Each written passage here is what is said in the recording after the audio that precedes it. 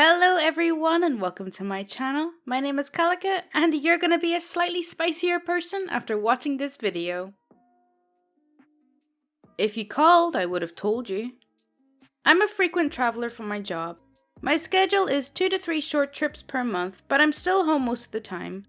My wife, let's call her Carol, and I have a great relationship despite my travel, but we occasionally fight over small things like my always increasing honey-do list. I've never been a handyman and don't like starting projects I can't finish, so the list can stay untouched during my heavier travel periods. The night before a short 2-day trip, Carol and I fought over a project she'd been asking for several months, a simple fix of repairing a broken screen in our window. I essentially told her I'll get to it when I get to it, because I didn't think a tiny hole was a problem. Carol was not happy about this, and the fight turned into a bigger one. We ended up going to bed angry with each other, which is something I try to avoid. The next morning, I left for the airport before she woke up, still upset over last night's fight. I decided that I was going to be petty. Carol and I normally talk every night when I travel, because normally our relationship is healthy and we appreciate checking in with each other. Since I was only gone for 2 days, I was going to refuse to call her in order to make her feel bad about the fight. I figured she might even call me and apologise for acting strongly over a tiny little hole in the screen. 2 days pass, and we ended up not talking at all. As my airplane landed late Thursday night, I thought to myself how I won the argument and avoided doing a silly little project. Now all I had to do was sneak into my bedroom quietly to not wake Carol up and she would forgive me in the morning. I carefully entered the bedroom, tiptoeing in the dark, but only made it 3 feet before I stubbed my toe on our giant, solid oak hope chest while yelling loud exclamations. Carol woke up, berating me for waking her up so late at night. I told her it wasn't my fault since I didn't know she had moved the hope chest and I couldn't see it. The chest was normally on the other side of the room, far away from the door. She simply smirked at me and softly said, "If you called, I would have told you." I love this wife's revenge, but come on, communication is key. Don't give the people you love the silent treatment. That's so high school. Stranger sneezes in my face, fails to apologise, so I scuff his new shoes. This literally just happened, and I'm still on the same train that this event occurred. So, in the UK, the train system is questionable, so I've had to deal with a fair amount of crap while using the train pretty much daily. But this is where I drew the line. I have just finished work, so was travelling for the weekend. I boarded my 3rd train of the day, my final train. It was a fairly busy train, but I managed to get a seat. I was sitting opposite a man who kept constantly looking at his new trainers, sneakers for you Americans, whilst wearing earphones and focused on his phone. The journey was going fine, until the guy opposite me decided that his phone was far too important to cover his mouth while sneezing. He sneezed fairly aggressively. Pretty much the entire contents landed on me, mostly on my face and even in my eye. He didn't even acknowledge the fact he just expelled his bodily fluid onto me. You may think, maybe he didn't notice. Trust me, he knew what he did, he just didn't care enough. Other passengers sitting around me appeared shocked, but in the very British manner, kept to themselves. I noticed that he had a pair of Apple earphones. Now I know that these are not noise cancelling, so in my anger I proclaimed, "Disgusting dirty jerk." Yes, I know I shouldn't swear in public, but considering the circumstances. He then continued to ignore it and act clueless. I could tell he knew. This is when I truly took out my petty revenge. The bogeyman's stop arrived and he had to walk past me to leave the train. To enact my revenge, I put my legs in the way and stood my muddy boots all over his fresh trainers. He just sighed and got off the train. Petty revenge complete. Still absolutely disgusted with his bodily fluids still literally over me. I'd like to think that he didn't say anything about his trainers because he felt some kind of shame. That was disgusting. Owner's personal assistant keeps snitching on me. Okay, fine. This is all about the owner and his personal assistant. HR is human resources. So, I was salary, and as such, I was allowed to come in a bit late sometimes and leave early when you let HR know. It was never a concern for anyone but the owner, who was only in the state 2 days a week. HR has asked us to send an email if we're going to be late and to list why. Not to be disciplined, but just to let them know. This wasn't a problem for me. The personal assistant is supposed to be on site at 8 AM with the rest of the office staff, me, finance and the PA. The PA was almost never there at 8, surprise surprise. So it was up to me to unlock the building since finance didn't have the key. If we were late by like 5 minutes, we didn't need to send an email, just if we were going to be more than a few minutes behind. Well, one time I was about 10 minutes late and I had emailed the HR lady to let her know I was going to be late. She said that's fine as the PA was already there. So I arrive about 10 minutes late and get to doing my work. I receive an email from the owner saying that I need to be on time every day. My schedule is 8 AM to 5:30 PM Monday to Friday. This was an odd email, so I went to the HR lady who I'm very good friends with. I asked her if she told the owner and she said no. Considering the HR was the only person I told I was going to be late, I knew it had to be the PA since finance was off that day. Plus, he was a chill guy, avoided confrontation when possible. So me and HR wanted to see what the owner had the PA doing for him. We didn't like her to begin with and we didn't trust her. HR said to come in late the next day by 30 minutes and not say anything. I came in 30 minutes late and again I received an email, this time tagged to HR as well. Me and HR disregarded the email. A few days pass and the PA didn't come in till like 9:30. I asked her where she was as she didn't communicate to me or HR that she wasn't going to be in the office at 8 AM. This is only important to communicate as I'm an on-call person and I could have been at the store fixing something at 8 AM and no one could open the door for finance as HR doesn't show up till 10. She said it's none of my business. That was not the correct answer. Over the next month, I kept a tally of each time she was late and what time she came in and left. She's salary as well.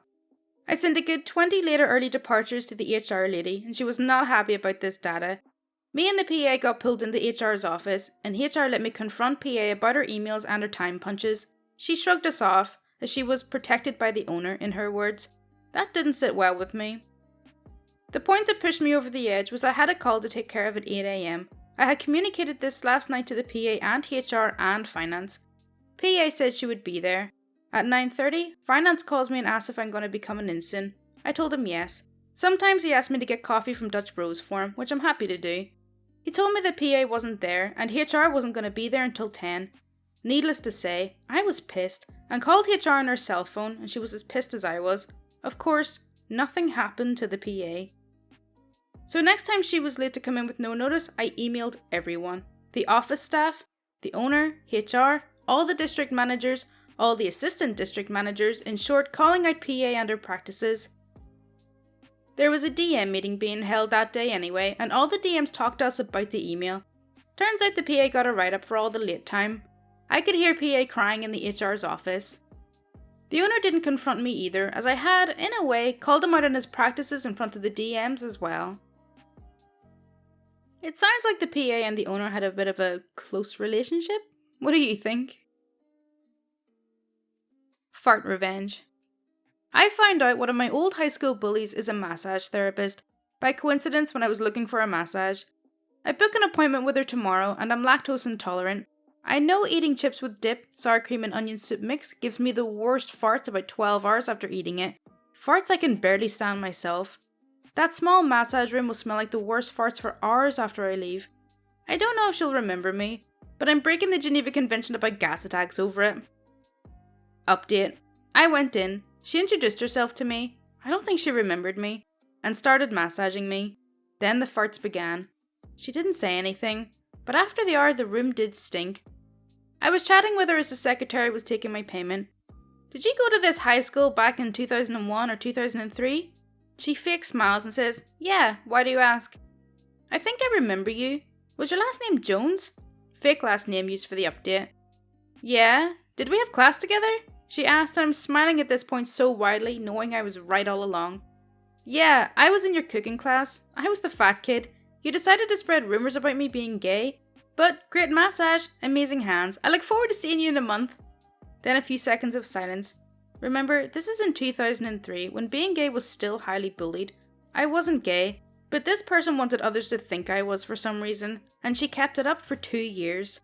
Also, I'll be cancelling the next massage in a week. It wasn't that great. Oh, she says, and the fake smile she had on her face disappeared and she headed back into the staff area, and I walked out of the building. I think she did remember me as she thought back. I wasn't looking for a sorry or anything, just some small petty revenge to make me feel good, and it did. I think it gave me some closure. I know some people think I shouldn't do this and just let her do her job, but she didn't leave me alone and let me do my high school life in peace, and it caused me a lot of pain to the point where I tried to end it. I'm glad the attempt failed. She wasn't my only bully, but the one that made the biggest effort to bully me, and did a lot more than spread the gay rumour about me, but I don't want to get into it at this point. I couldn't even try to throw a punch at her because I'm a guy and she's a girl. I don't feel guilty if the farts linger and stay there for her next client, and it may cost her a client from making another appointment. She didn't care about the emotional cost her words and actions had on me, and I won't feel guilty if it costs her financially in the short term. Thank you for all your support, upvotes, and my first silver. Damn, that must have been one brutal massage for the bully, but it definitely sounds like she deserved it. Boss gets me fired, so I also get her fired. A little over a year ago, I was working at a company and my manager and I didn't see eye to eye at all. I work in IT and have been working with EUC for over 20 years. My manager was new to EUC and didn't like the fact that I would correct her, and most of the company came to me with questions and bypassed her. After about 6 months, I started to notice things were going downhill fast. I went to her boss and raised my concerns to no avail. Towards the end, I had to travel and she wouldn't approve my expense report when I got back. We were not on speaking terms, so I emailed her several times. After a week and a half, I filed a complaint with HR and started looking for a new job. The day I met with HR, they went to her manager and within an hour my expense report was approved and she made up an excuse saying the system was down, so that's why she didn't approve it. On a side note, when I met with HR, I told them I felt she was retaliating against me and I felt she was going to try and get me fired. About a week later, I get an instant message from her manager asking me to come and talk about an issue with a contract. The odd thing was, he asked me to meet him in an office by HR. I get there and HR is in there. They ask me all kinds of questions and after a while tell me they have to suspend me due to lies my manager had told them. I was being nice and not bad-mouthing my manager up to this point. Then the gloves come off and I told them the truth about everything, which was easily verified if they interviewed my teammates. HR and the VP talked among themselves and decided both of us would be suspended pending investigation. When I handed in my phone and access card, I told the HR person, "This was why I came to you, as I knew she was going to try this." The next day I get a call saying I was being terminated, but she was also. I said I'd been interviewing and I had a job lined up. I started 3 days later. A year and a half later, my former manager is still unemployed. Edit answering some questions. Number 1. The lies were related around a breach of contract. Our team didn't patch systems and the contract holder found out and came down on the company. The reason the systems weren't patched was my manager put us on a change freeze and said we couldn't make any changes. I warned her several times that we were not compliant and needed to patch. When her boss came to her, she threw me under the bus and lied and said she had no idea we weren't patched. So her boss and the CIO said someone had to be blamed for the compliance issue. I was the most senior person on the team, so it was decided that I should have known better and I was blamed. Number 2, it was easily verified by asking my team. They all knew the truth about the patching and verified my version of the story. Number 3, I called my new employer that same day and said things had changed and I can start right away. Surprisingly, they didn't ask many questions. Number 4, the reason I was still fired after the lies were verified were due to some HR BS, or so I was told. I didn't care, I was leaving anyway. Number 5, I wasn't there 20 years, I've been in the field for 20 years. Number 6, I did have a clear-cut wrongful termination lawsuit, but that isn't my style. Also, my wife works for the company and I didn't want anything to happen to her. Number 7, EUC is end-user computing. Okay, so that's all for r/PettyRevenge. I really hope you did enjoy it. As always, if you do want to see more content like this, then please do subscribe. My Twitter, Discord, and Patreon links are in the description, and any support is greatly appreciated. Thank you so much for watching. Bye!